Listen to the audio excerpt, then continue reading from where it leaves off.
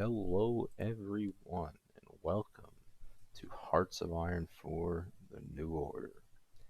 Now, this, for those of you who don't know, is a little mod set in a situation where Mustache Man himself, Hitler, managed to actually somehow win the Second World War. And now, this has led to an incredibly fucking weird world. You have Russia completely fractured. Actually, let's get into the map. So as you can see here, everything's fucked. Russia is broken completely. You have the Reichskommissariats in Ukraine and the Caucasus and Moscow and in the former areas of the Baltics and Poland. In the center, you have the Großgermanische Reich, or however the fuck it's pronounced. You have Reichskommissariat Netherlands, all these other things. England has been broken up into different various states. Spain and Portugal have united, and it seems the Allentropa plan happened, which, if you don't know, was a little weird plan to build a dam in Gibraltar and try and make, I think, also Cairo, or the Suez, not Cairo, my bad, and basically try and dry out the Mediterranean. But as you can see, didn't go very well. There's a lot of desert here, so a little bit of, I mean, the Italians have a little bit of more land, so that's good for them. But like, is that land really even worth it, given how deserty and kind of shitty it is? I don't think it is. Um, Africa's been taken over by various Reichskommissariats. South America and America are pretty much the same for the most part. Nixon's in charge. Canada, the US has Iceland. They also have Greenland, which is interesting. Reichskommissariat Norwegen. You got Sweden doing their thing. They're trading with them. Yeah, just a bunch of weird things going on. It's basically kind of Italy with their own faction, mainly in the Mediterranean and the Middle East, and then Germany with their faction in in Europe and somewhat of Eastern Europe, or I guess Russia. Then you also have Japan, who has done work in China. Everything's kind of fucked here too. The whole world is kind of fucked. It's a lot more of a darker tone in general. I mean, you have like the fucking Ordenstadt Burgundy, which is led by Heinrich Himmler, who, if you don't know, I guess was like the leader of the Waffen SS. So, yeah, not a good guy at all, like most people in this game. But here, let's pull up the interesting countries again, because these are all the countries that essentially have content. And so we could play some of the more German heavy ones, or the OFN, which I think is the Order of Free Nations. It's something Free Nations, I think. You have Japan and their little sphere of influence, and then Italy with theirs. I don't think these have a ton of content in them. I don't think Japan and Italy do, but I know Russia has a lot of content. Germany has a good amount of content, and I think the US and South Africa do, but Brazil also does, but they're a bit more new. Actually, I think Brazil is the most recent update, and from what I heard, it's a mod that they just integrated within the actual mod. Or it's a sub mod that they put in the regular mod to just give it more content, which is really cool because there hasn't been like a content update in a while. But there's plenty of interesting nations. especially in Russia. West Russian Revolutionary Front, Samara, Vyatka, Komi, Tyumen, and like what's cool too is all these have their own paths we can go down. Fucking okay. Uh, let's see. I don't. I'm kind of wondering who to play. I've played a few of these guys. I think I've played Magadan, Amur. I think I played the Aryan Brotherhood a bit. I've also played Rietia. I think the first nation I tried playing actually was Vyatka, and I fucking died midway through. Um, I played Ost Africa as Hutig. He's a fucked up guy, like most Nazis. Hmm. Really? You know what? No, not fucking Burgundy.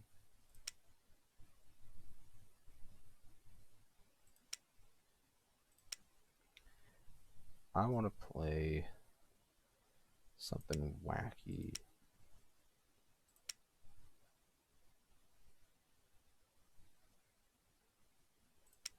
Hmm.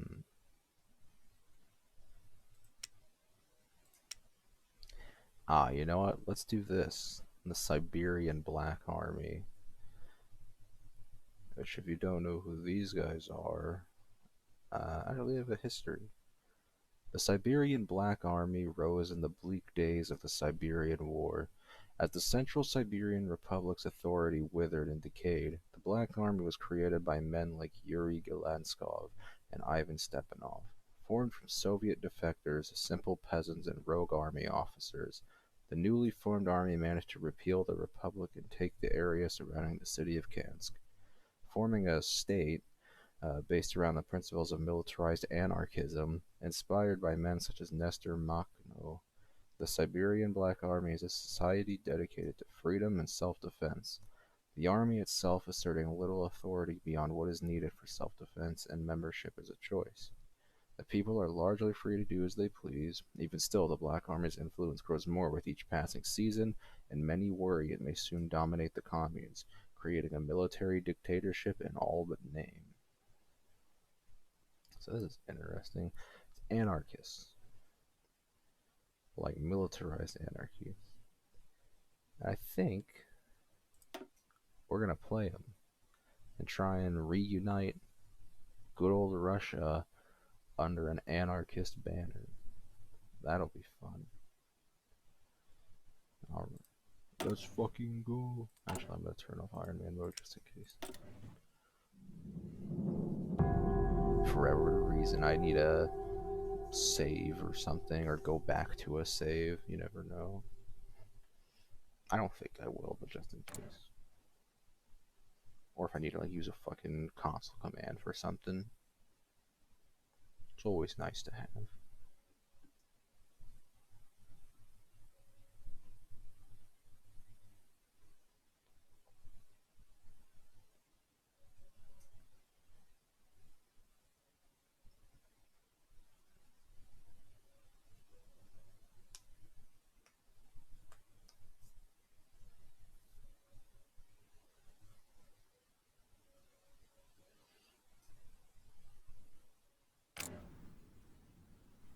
Alright, here we are in central Siberia with the Siberian Black Army. I've completely lost where I am on the map.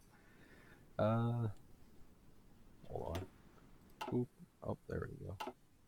Alright, Siberian Black Army. To most, anarchy is a derogatory term, one that means the total collapse of society and best suits war-torn nations, bursting at the seams with misery and suffering. To the Black Army of Central Siberia, anarchy is not a term to be spat out at a political opponent. Anarchy is something to be cherished, to be embraced, at the end of state of the natural progression of humanity. While contrarians shout from the rafters of the failures of anarchism, the people residing within the communes care little for their opinion. The deep sense of camaraderie and fellowship that has been fostered in the free territory over the last years can show that anarchism is the underdog ideology, seemingly impossible, yet in practice bringing prosperity to the people. Anarchy, of course, can be something much, much darker.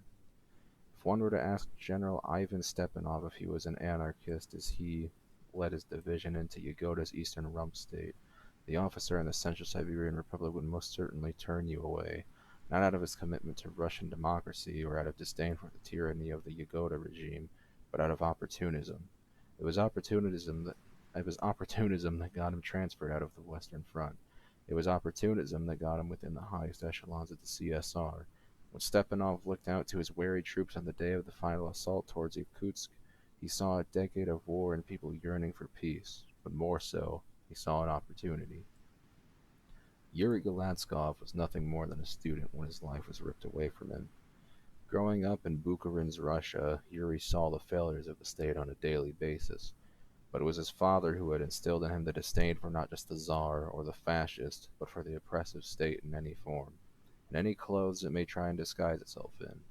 Even as the CSR claimed to be the torchbearer of the people's struggle for peace, it marched its war-torn men into war daily. Galanskov managed impressions or made impassioned speeches before his countrymen, calling for freedom from war and those who send men off to die in it.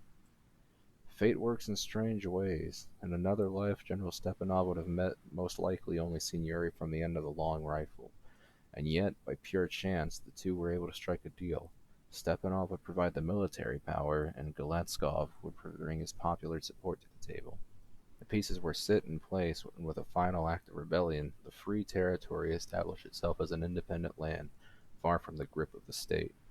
While the Free Territory may be equipped to deal with the external threats, Galanskov will soon find that the greatest threats are the ones that come from within. Features: decide the very fate of anarchism. Muster a strong defense force to protect the people from the state.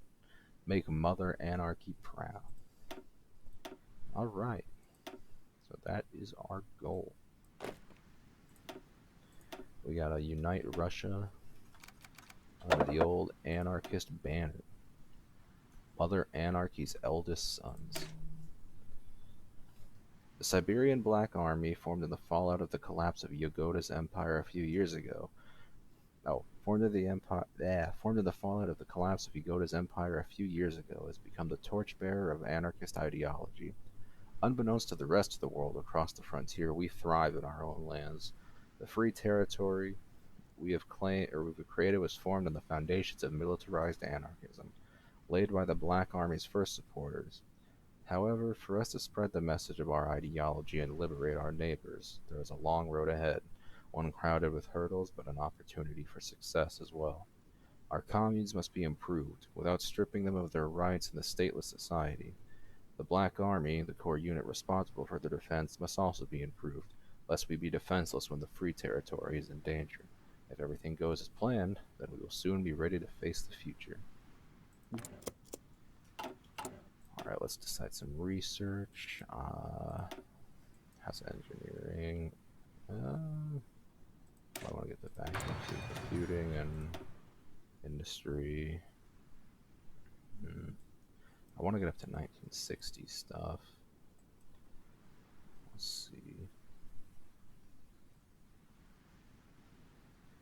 I'll take horizontal because the minus 5% to efficiency growth isn't that bad because we still get the cap, so we'll still be able to produce a lot of stuff. It'll just take longer to get to the maximum production. Let's see, what kind of units do we have? Infantry and support needed, and then infantry, anti-tank, support and artillery. Let's do infantry, anti-tank, yeah, and then support and artillery. That should keep us going. Is that civilian? Yep. One civilian factory and one military factory since we don't have space for much else at the moment. And oh, a year ago we can trade. Oh wait, do we have any? We only have one civilian factory, so we can't trade at the moment. without, not being able to construct anything. Let's see what kind of field marshals we have. They're stepping off. He's an infantry leader, infantry officer, and inflexible strategist. Oh, he's a general. He's not a field marshal. Only field marshal is Stepan Valentiv. Fast planner, offensive doctrine, organizer, and war. Alright, that's pretty good stuff. But yeah, I think our army is just infantry right now. So I think, ranger, winter. I think we're gonna go with Stepan off. Just because he has all those infantry things, and that's going to be useful later on.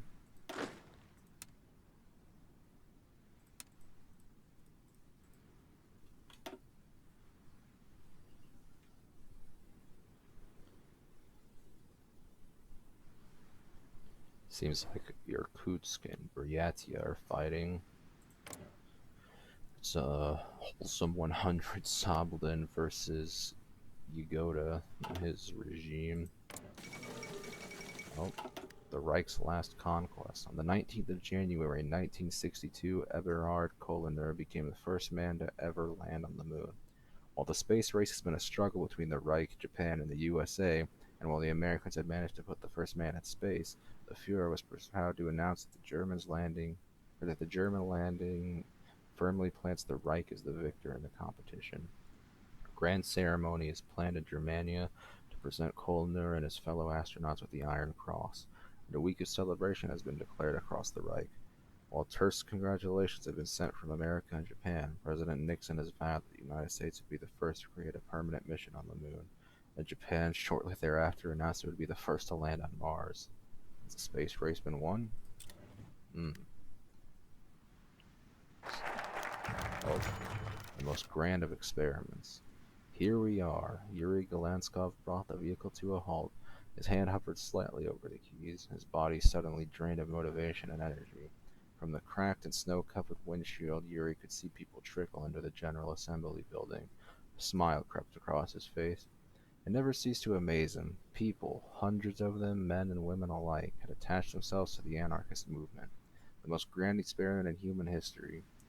Yuri sat down and watched, and watched, and watched.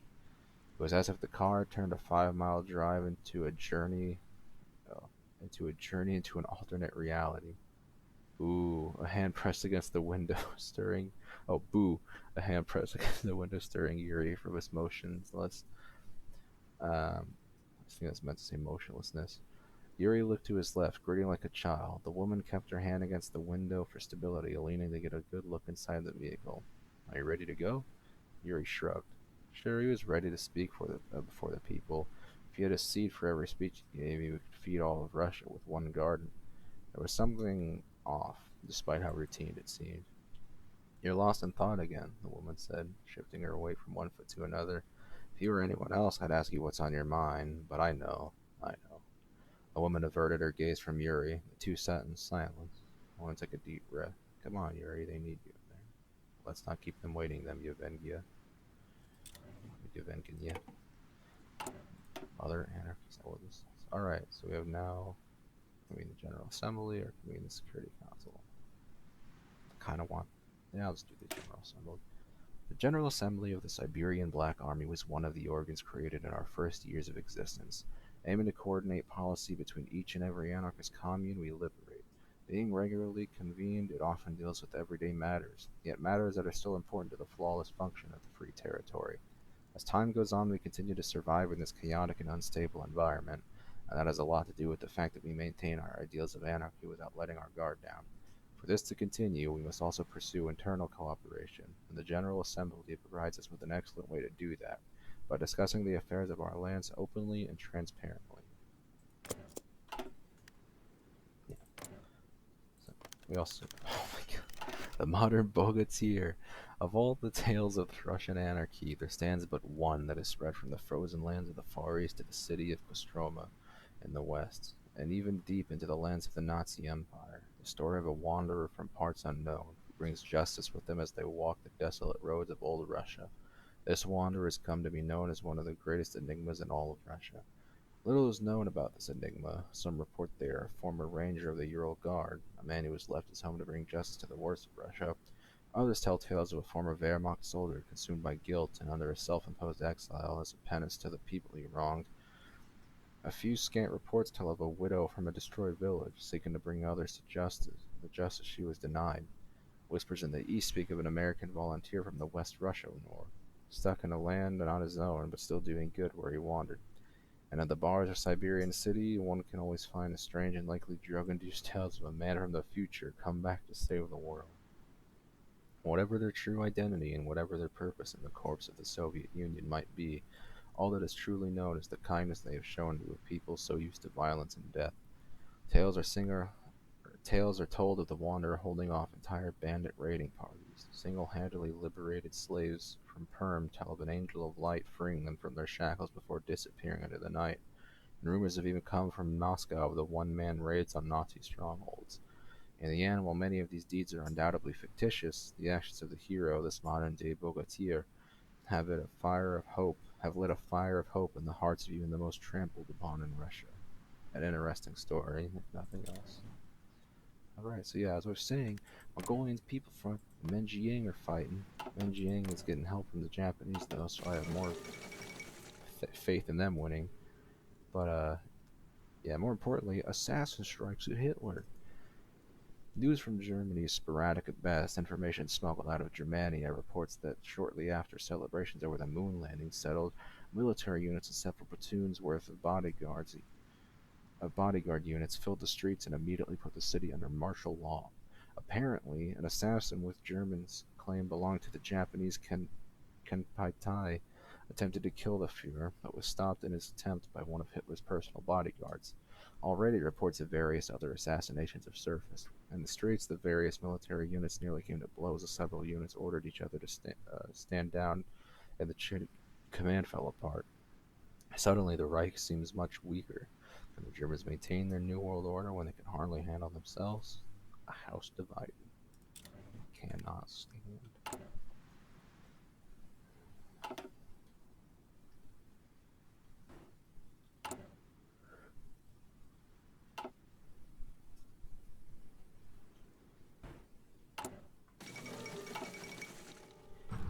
Hitler names Göring his successor. Following the recent attempt on the German Führer's life by a suspected Kempeitai agent, the pressure upon the Führer to name an official successor and for the Reichstag to formally recognize the choice has been steadily building. After almost a week of debate and speculation, Adolf Hitler today appeared on live television from the Reichstag and announced to the Reich that his successor would be Hermann Göring.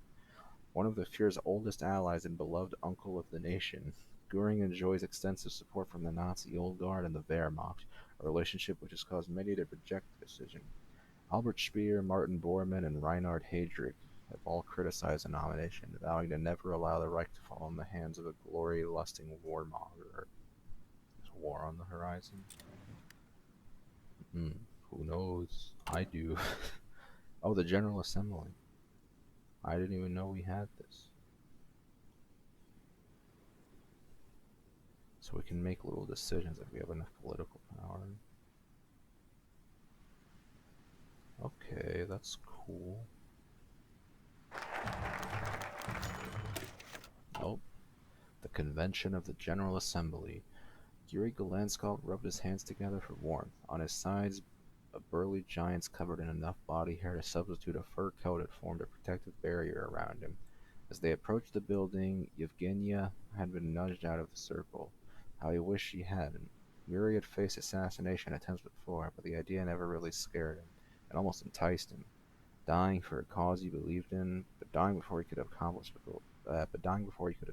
goal shook him to his core. Regardless of his opinion, the Black Army stood at his side, prepared to die on the dirt they stood on. He made a mental note to thank them, even if their service was completely voluntary, and as Yuri might add, unrequested. The pack stopped before the door as casual conversation was audible from inside. Yuri smiled again. He caught himself smiling more and more often, unbothered if it harmed his reputation as a leader, as his friend Ivan Stepanov warned. His warm face contrasted the cold hands that pushed dramatically against the doors, demanding silence throughout the room. Yuri made his way down the aisle, shaking hands with the packed-in people, laughing and reminiscing with recognizable leaders from communes on the other side of the territory, solemnly nodding to his stories of the gray-haired, the widowed, and the childless. Yuri had finally made his way from one end of the hall to another.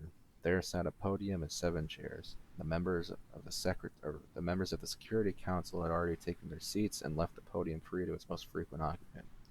"Free people of Russia!" Yuri shouted from his spot, his mere four words sending the assembled masses into cheers. "I have promised to Ivan that I would be brief in my opening remarks, and we know that it's wise to avoid irritating him." Yuri turned his head back to the chairs, flashing a thumbs up, not to amuse Ivan Stepanov. "So let me say this. Even if this meeting is fruitless, know that every day we live without the rising sun, torch, or swastika flying over us, we have won. Liberation. One meeting at a time." Alright, time to convene the Security Council. Even though the Siberian Black Army is the greatest advocate of true liberty for the Russian people, it would be a lie to claim that, in the current situation we find ourselves in, organized protection by a fighting force is not needed. Thus, we have adopted the system of a militarized anarchism our people have come to adore. Crucial to this system is the Security Council, composed of the leading commanders of every organized militia force loyal to the Black Army. Of course, the commanders are all elected by the soldiers themselves, and this way we can be sure they represent the voices in their interests. Another session of the Security Council will surely help us bring up and deal with all recent matters of security. And let's see what this is. Militia Alliance. This is a bunch of manpower. We actually need that right now. I'll go ahead and take that. Seems like these also increase some other stuff. Like they change party popularity, which is interesting. Yeah, we definitely need that manpower though, because we're at 0 right now, and you can't exactly fight a war if you don't got any fucking people to, fight it.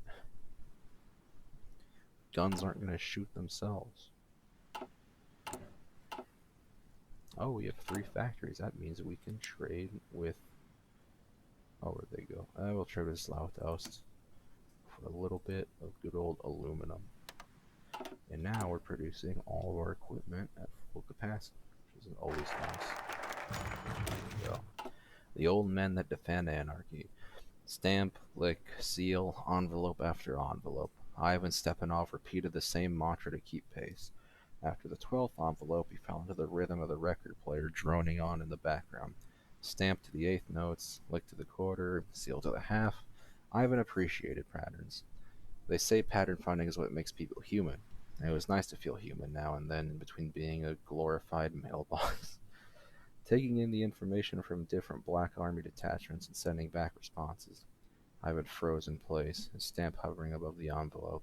Something was off in his rhythm. It wasn't the record, and he had thoroughly inspected it before he even paid the Breton.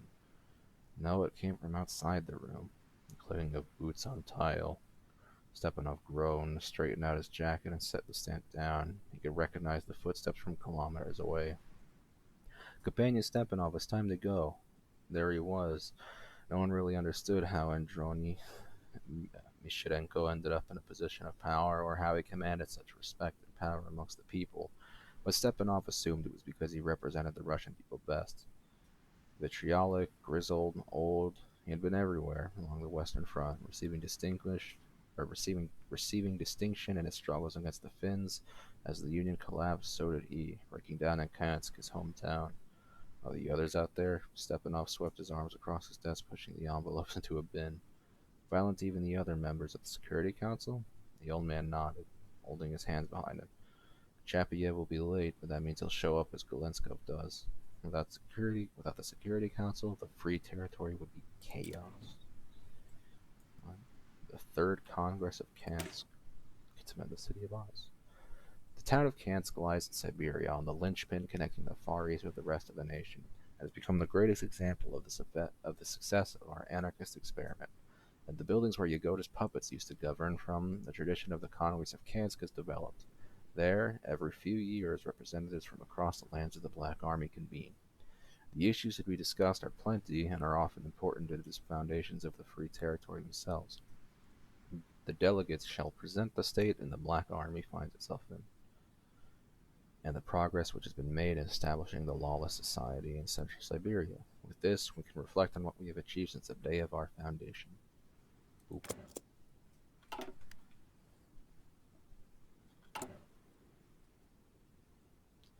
Ooh, the commune's votes. There are currently 0 communes supporting or 1 opposing it. Kansk, we should convince Kansk. Commune can be convinced. All the communes within the Free Territory are dedicated to the values of freedom, equality, and democracy. But naturally, some divisions remain. Thankfully, the pertinent issue for a commune we have been courting is relatively minor. They are all but completely on board with us, and we will require a little bit of convincing. So we can use a little bit of political power to convince them, which we're going to do, because it's literally the only one we have, and we have the political power to do so. But I imagine as we expand, that's going to get harder, because like this is 1, which means Bratsk and I'm assuming Tashet already like us, and Kansk was the only one that didn't. But as we get bigger, oh, engine defeated the Mongolian People's Front, which, yeah, I was expecting they had Japanese support. But yeah, as we get bigger and take more states, it's going to get harder to manage.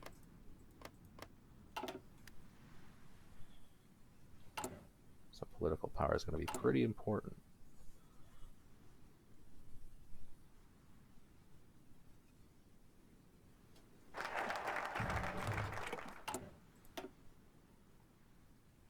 Oh, well, let's go to the event. There we go.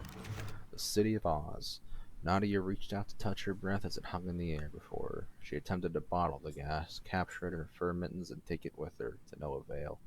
Nadia was surely smart enough to know that one could not capture the air and breathe it and stow it away for later.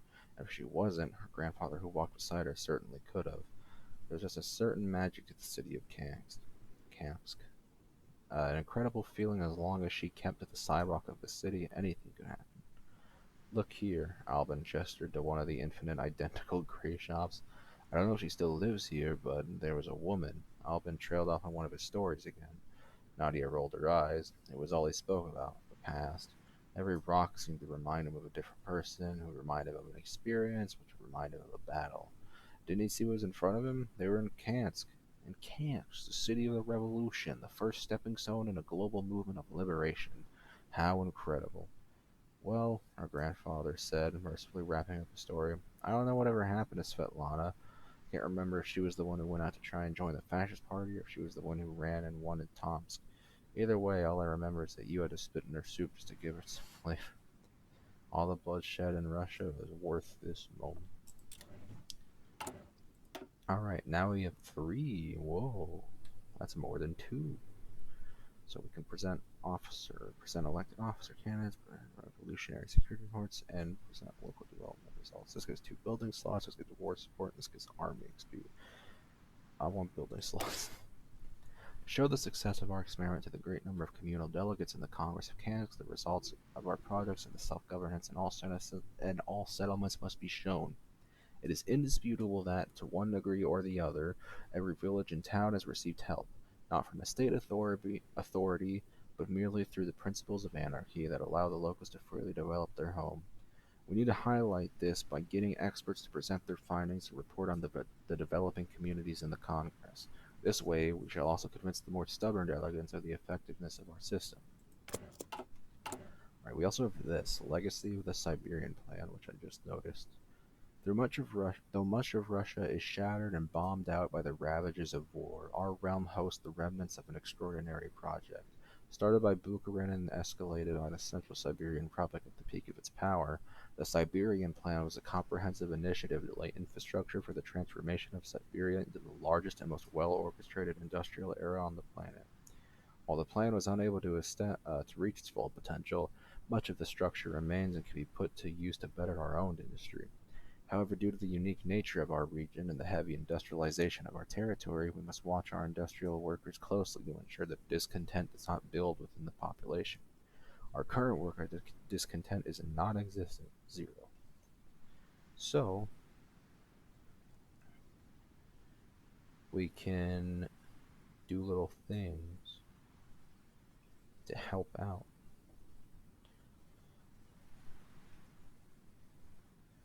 or to boost our industry and stuff, but it's also gonna kind of fuck with the workers a bit.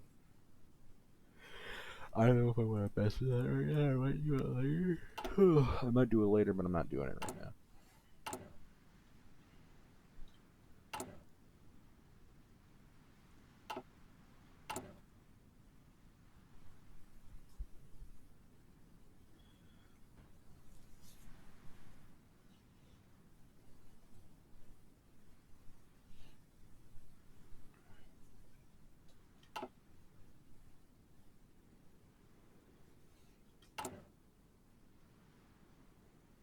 Whoa, about to get that militia alliance and get more manpower. Just gotta wait one more day. Let's go. There, it's gone immediately.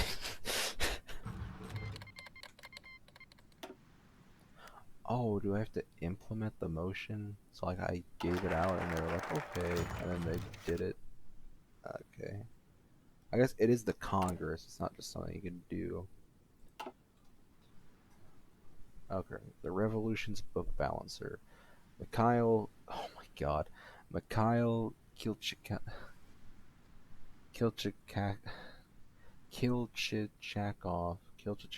yawned. What more was there to do? What insightful commentary could he bring to the issue of the legacy of Makhno? Was the assembly going to request Kitchkanov to determine how much it cost to hang up paintings of Mikhail in color versus photographs? Ridiculous.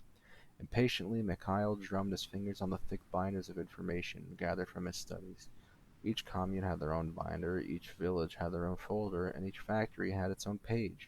Printed twice, of course, because the half-wits running this whole operation would likely ruin his magnum opus.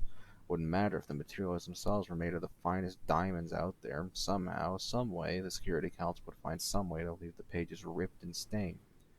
Companion Kitchkov? Companion Galanskov had called for him a few times. He assumed, judging by his tone of voice. He raised his eyebrows to show he was listening, but made no attempt to apologize for ignoring Yuri. The assembly has been, ready for your report about the economic forecast for the coming year. Kyle rose from his seat, his binder in hand, and began to walk down the aisle of officers and senior members of the Black Army. As he paced up and down, distributing his findings, he spoke. I know most of you don't care for numbers like I do, so I'll do my best to condense these findings into layman's terms. Kitchkakov, uh, Kitchakov set the last of the binders down and presented a graph. Across the y-axis here, you can follow this green line as it climbs. This, companions, is a representation of the needs of the Black Army and the communes, combined for simplicity. Compared to the total output of the Free Territory, Mikhail traced his finger along the graph. You don't need an education to see things are looking quite well for us. Now on to my next point. Man, gotta love economics, am I right? I present revolutionary security reports. The Army of the Free Territory provides the backbone of protecting our liberated lands. As if it wasn't for them, we would have never broken of the chains, and we would still be under the rule of the totalitarian empire of Yagoda, or the quote-unquote democratic state of Central Siberia. However, ensuring that all units function and their actions are synchronized and harmonized with the rest is an incredibly difficult task. For that reason, security reports that outline the local situation across our territories and help coordinate efforts to relieve communes from dangers and defend them. With the third conquest of caste taking place, security reports can be important to show the big picture in Central Siberia and how it affects the anarchist communes. Unity in dealing with the threats we face is massively important in the chaos of the Russian warlords. Beyond. Let's get this motion implemented because I desperately need manpower. Yeah, I need multiple thousands. I need 14,200 or 14,126 or 426 manpower. Basically, I just need like 4,500 manpower, and then we'd be good on reinforcements. Let's go implement that motion. Never mind. An extensive list of grievances. Deep within the halls of the General Assembly, tucked away in the often unused back rooms, a man had stomped in a huff, marching straight past the people patiently waiting for their turn to speak. Demolished, everything gone from that hunt. It was only the first day. Second day, some bastard from up whoops, hit my mic. Second day, some bastard from up north brought a whole pack of dogs into my fucking farmland. Have you seen the damage 30 wolves can do? How will I provide for my children, for the children of my neighbor? It is my duty to provide for the entire fucking village. Pavel and his fat sow wife couldn't grow confidently walked into the soil themselves. We're going to. They're even listening? In all honesty, Arcady hadn't been listening from the beginning. Had they even expected him to? Just like all the rest, he would nod, they would grumble about his swift death, and life would go on. His wife Mila was kind enough to accompany him at least. She was a fool, though. She listened, she nodded along, but did so with strained eyes, focusing on each word he said and jotting down notes simultaneously. Your situation is just not untenable, Mr. Kunskov. It's abhorrent. You embody a beautiful spirit, one that wraps itself around this land and shields us from the threat of utter annihilation. Bewildered but flattered, the talkative man found himself at a loss for words. Arkady chuckled to himself. Oh, Mila, your golden tongue is unrivaled. Mila hardly noticed the words of her husband, her attention focused solely on the paper before her. With a swift tear, Mila handed the paper to the man. Bring this to Demian. He will assure Grand Israel added to your community. Thank you for bringing this issue to our attention. You presume the integrity of this free land. Thank you. I wasn't expecting any action on this, let alone this fast. Content, the man turned around and promptly left. Are you proud of that one, Mila? She nodded, still lost in her notes. I hope so. The line is extending into the hallway. A long night. All right. Things seem to be going well. Present elected officer candidates. Another proud tradition of the Siberian Black Army, following the beliefs of the original fucking Russian. What the fuck? Nakonch Makhnovishina. Makhnovishina. And all the true anarchists is the democratic election of all officers. Instead of blindly abiding by the traditional autocratic command structures, every commander of the army, made by the people to protect the people, is elected democratically. The soldiers' assemblies are the ones responsible for the carrying out that process. And furthermore, any officer can be recalled at any point. Over the years of our existence, we have succeeded in perfecting this process to the point where the competent men rise to the top through the choice of the troops. As the Third Congress of Cants progresses, we must show the state of the military and those at its helm. Thus, those elected by the soldiers' assembly shall make their appearance in the Congress to be presented to the communal delegates and discuss other matters. Got it. Uh-oh. So there's people. A fresh face in the free territory. An imperialist spy, muttered Yuri. Has to be. The ideologue of the Siberian Black Army had been pacing up and down his room, flicking through the pages of reports that had been trickling in from the border communes. An American, they claimed, had penetrated the border with a Russian guide, most likely a reactionary collaborator, and had been visiting the communes. Yuri studied the papers again, his eyes skimming over the Cyrillic type. The stranger was spinning an outrageous story about being a tourist, which was likely simply a thin cover for a CIA operative. Maybe, interjected Stepanov. He's just a tourist. Honestly, Yuri, I respect your spirit, but I doubt the CIA would send a college student who clearly hasn't seen a day of war or labor as a spy. Galenskov's eyes narrowed at his military counterpart's words. Perhaps he's here to spread authoritarian propaganda about how wonderful his capitalist hellhole democracy is. Yuri's reply seemed far less fiery than his initial words. Stepanov's assessment cooling his choler? I don't know. The ideologue's face softened. No, companion Ivan, you were probably right. Still, it could be beneficial to detain him and ascertain his true reasons for being here. He smiled slightly. Perhaps even arrange to have the tourists given a tour of our way of life. ignite the fire of anarchism within him that he might carry it back to America. Stepanov nodded. The idea had merit, but wasn't up either. But it wasn't up to either of them to decide. Such was the way of anarchy. Give him free rein. We're anarchists, after all. Give him free rein. Fuck it. Let him explore a bit. Oh, oh God. Okay, so two events. Has Burgundy finally done it? The Swiss, the Swiss Seismological Service has issued a press release with worrying news.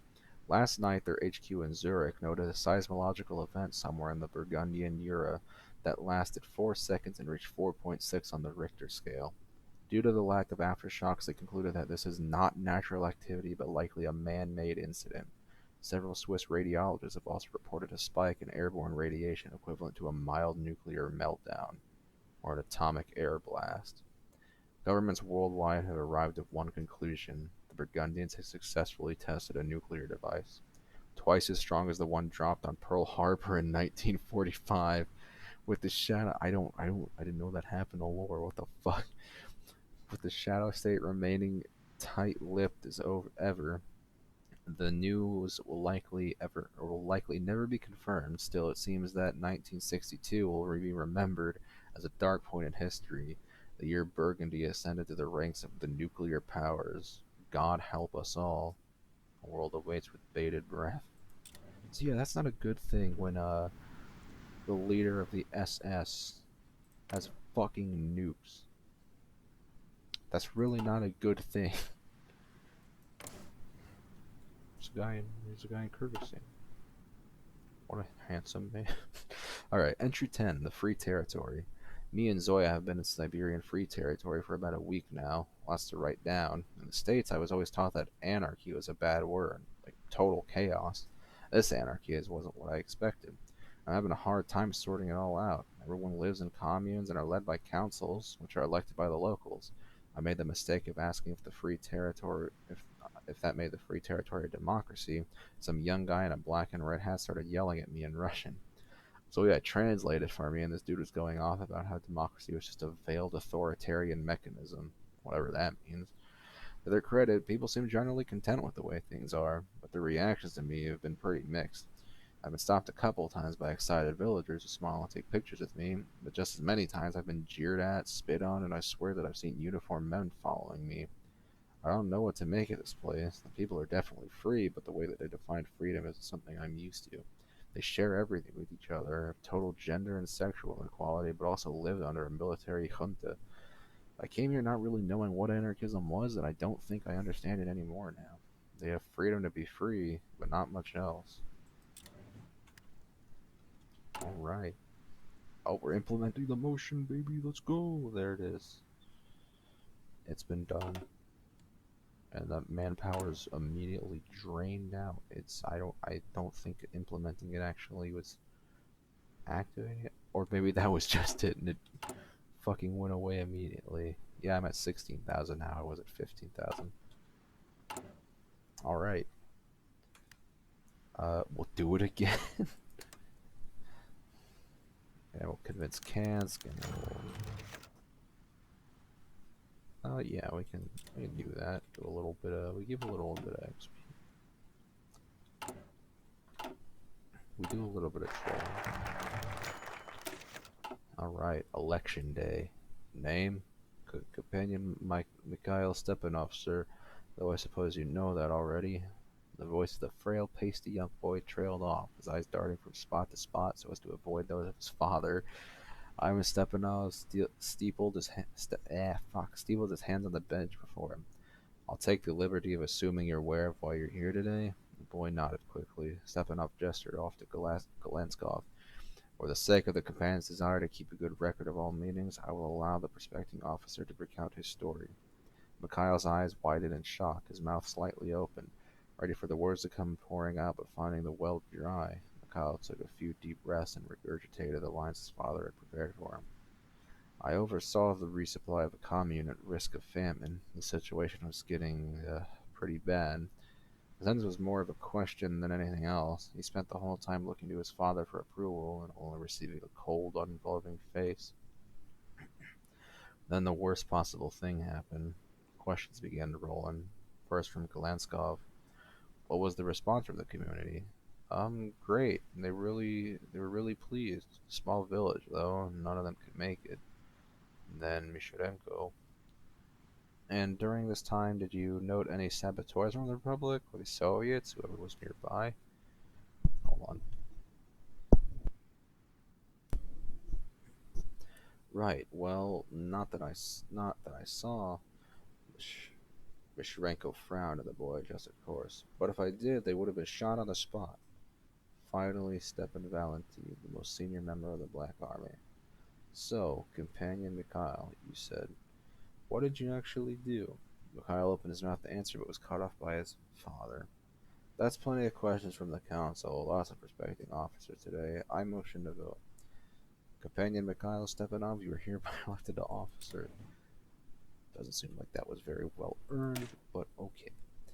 The Siberian Black Army, created amidst a sea of chaos and authoritarianism, must remain an island of stability and true liberty. Our neighboring warlords have become textbook examples of what we wish not to become, and so we strive to stay away from them, instead pursuing our anarchist dream. Solely through the will and the determination of our people, we will slowly begin to overcome the problems that have plagued us for so long and develop Central Siberia for the good of the cause. And so since we are heading into conflict with other warlords, we must do everything we can to ensure that the Black Army will come out of it as the victor. Let's go, baby. Let's scavenge for some loot. We can build schools or some shit, which will help us with stuff and things. There's vacuum tube computing, that's going to improve our research time, which we desperately need at the moment. Let's go ahead and get transistor computing, which is going to improve it even more. And we only got 48 days left until we get that industry stuff.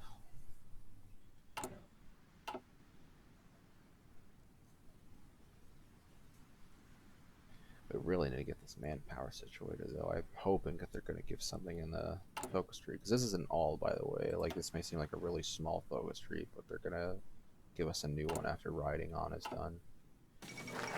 Oh, Brazil wins the World Cup. The 1962 FIFA World Cup has ended, and the Brazilian team stands proud as they raise the Jules Rimet Trophy, having beaten the host of Chile in a disputed final match. With a score of 3-1, the semifinal between Chile and Italy was marked by violence in the field, being dubbed by the media as the Battle of Santiago. Chile has overcome many tragedies before the competition. Both the tournament's main organizers, Carlos Ditterborn and Juan Pinto Duran, died before its start. Jeez. The hosting country also had to deal with the effects of the 1960 Valdivia earthquake, reaching 9.6 on the Richter scale, the most powerful ever recorded. Infrastructure and stadiums were built at record speed, and there were no major organizational flaws. Congratulations to the champions. That's a lot of words. Break time in the Congress. Ivan Stepanov was a man of military experience. He served for the Union, for the Siberian Republic, and now served as one of the most, if not the most, influential figures when it came to the affairs of the Black Army. Not the most recognizable, nor could he claim to have spent most of the time on the front line of them all, but he had seen his fair share of battle. Never in his service, however, had Stepanov worked as a medic, yet today he nursed two things, his temples and his flask. Stepanov leaned against the wall outside the General Assembly. Galanskov had mercifully called for a recess after 4 hours of discussion about the official seal of the General Assembly. Whether or not the wreath should be red or blue. Ivan took a swig, gulping down his dwindling supply of vodka smuggled from out west. He would relish in the few moments of peace he had left, however brief. Companion Stepanov, I hope that's your water. Fuck. I hope that's water in your flask. Yuri Glanskov shut the door to the assembly hall behind him just as he stepped out into the hallway. Don't want your judgment impaired. We're moving on to some highly critical discussion. Stepanov scoffed. I'll take your word for it. Companion Stepanov, change is coming to Russia sooner than you think. We've been side by side for a decade now, and we've seen our highs and our lows, but we've always been here.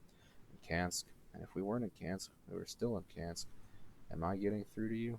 Something's got to give at some point. The revolution must progress. I would hardly consider myself a friend of liberty if I sat by while Russia squirmed under the boot of autocrats. Stepanov nodded along, not truly listening. He learned years ago how to tune out Yuri when he stopped speaking, and began orating. Yuri gave his friend a pat on the back. Come on, Ivan. No time to waste. The revolution does not take breaks. Change the national. Oh, read a second. There we go. Revolutionary reconstruction. The Siberian Soviet has survived what many thought would be the end of a short-lived anarchist experiment. Tens of thousands of lives later, we have achieved independence from the tyrannical Yagoda. Unfortunately, our glorious revolution is not yet secure. Our army was utterly drained by the last war, and our industry is in no condition to produce guns at the rates needed to replenish our equipment stockpiles. Whatever industry is left, that is, we remain undeterred, however. Plans are always being drawn up for the liberation of Siberia, and our soldiers are eager to spread revolutionary anarchism to all of Russia. Nor gods, nor masters, only man.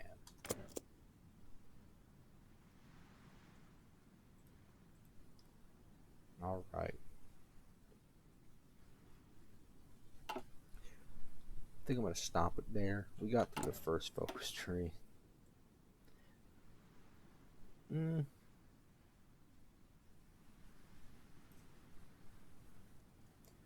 Actually, I'm not sure.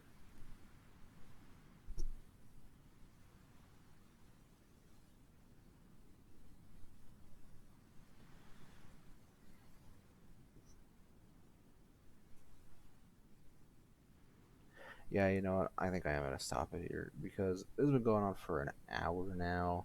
I checked, and I've just been reading a lot, which makes sense. Mod has a lot of story to it.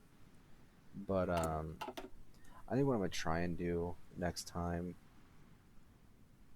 is just pause and allow other people to read it, or like allow you guys to read it while it's paused, because then like you can see it, but I don't have to fucking read out everything, and I'll actually be able to make progress. So yeah, but that's gonna be all for this foyer back into making videos. Uh, I'm not sure when I'm gonna do the next one. Maybe tomorrow. Probably not Thursday through Monday though, because I'm gonna be working all day, and recording can take a bit. But yeah, I'll come back at some point. I don't think it'll be that long. It probably will be tomorrow. But yeah. All right. Goodbye.